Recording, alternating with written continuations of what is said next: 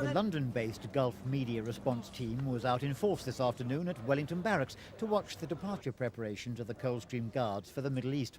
500 members of the 1st Battalion were readying themselves to leave for Saudi Arabia, where they'll be taking responsibility for handling Iraqi prisoners of war captured by the British.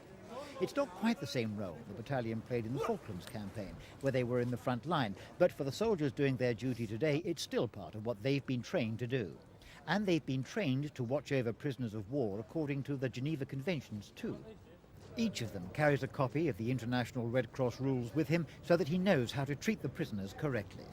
It doesn't matter what you're doing out there. I mean, we've all got our jobs to pay, and but we would treat their prisoners a lot better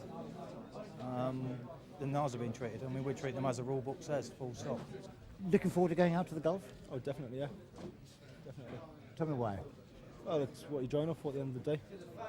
I mean, I was in Germany to start with, and when I heard my battalion was going, I just had to get back with them. I didn't want to be left behind, because the battalion's part of a family. We're all close-knit together. Do you hope that you'll be able to do something more than just guarding Iraqi prisoners of war? Yeah. I hope we see a bit of action in the end, but if we don't, we don't. We're out there for a purpose. Will we see that purpose, who knows?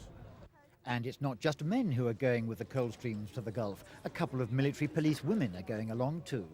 What do you think it's going to be like for you as a woman in the desert? Pretty hard, but something we'll cope with, I think.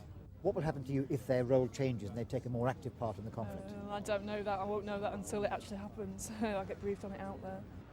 And the Coldstream Guards will be leaving for the Gulf sometime later in the week. Christopher Rainbow for Thames News.